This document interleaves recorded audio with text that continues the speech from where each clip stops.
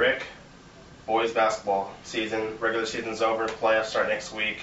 Girls started last week, but we're here to talk about the boys. This weekend we actually have a lot of action, even though the regular season's over. We have some tiebreaker action to see who gets out those final playoff spots. The big deal is in 16-5A, where we have three teams fighting for one spot: Georgetown, Vista Ridge, Stony Point. Georgetown, Vista Ridge play on Friday. Stony Point plays the winner of those two teams on Saturday. Winner gets that playoff spot. How do you see this thing shaking out? I see the Vista Ridge. They're the hot team. They've won 4 in a row. They were dead in the water at 3-7 a couple of weeks ago.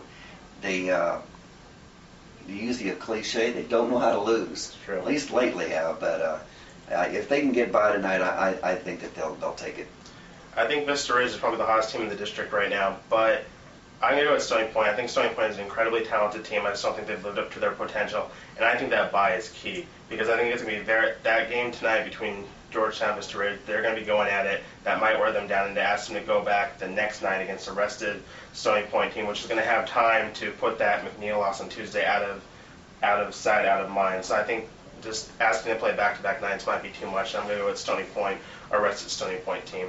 Our other big tiebreaker game this weekend is Thorndale, which is the two-time defending Class A champion. They've struggled this year. They had to beat Granger on Saturday to get into the playoffs. Are they going to do it? They're not going to do it. Granger, you're in.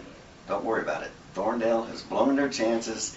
They've had 2 or 3 chances in the last few weeks to do it, and they've given it away. I'm taking Granger in a mild upset. Yeah, Thorndale definitely has had some chances again, sew up that playoff spot, and they definitely kind of let some opportunities slip. I'm going to go with Thorndale. Cody Schneider's their point guard. He has 2 state championship rings already. I think he's just going to carry that team and will them to the playoffs. Whether or not they get more than a round or 2 in the playoffs, that's in their question, but I think they'll at least get there. Now that we are done with the tiebreaker talk, let's talk about the playoffs. Rick, what local team do you think has the best shot at winning a championship this year? Well, I think the obvious team would be Pflugerville. They're the only team in the top 10 in the state as far as Class 5A goes. 14-0 in district this year. They're a hot team. I predict them. Mike Murphy's done a great job with that team. Yeah, I'm going to go with Pflugerville, too. I picked Pflugerville as my team to beat in the girls' bracket. I'm going to go with the guys' bracket, too. Dion Mitchell and Jonathan Garza and their backcourt are pretty good 1-2 punch, and they have some size down low, so I like what they're doing there. Now, let's talk about our surprise team. What team do you think might make a surprise run in the area? I think it's going to be Colleen Ellison, and it's kind of funny because we've talked about Colleen High for a long time. 24-4, they just sort of went under the radar. They came with a new coach this year, and Alberto Jones has done a heck of a job.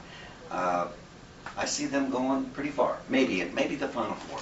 I'm going to go with Pflugerville-Hendrickson. Pflugerville-Hendrickson, they're only 17-15 this year.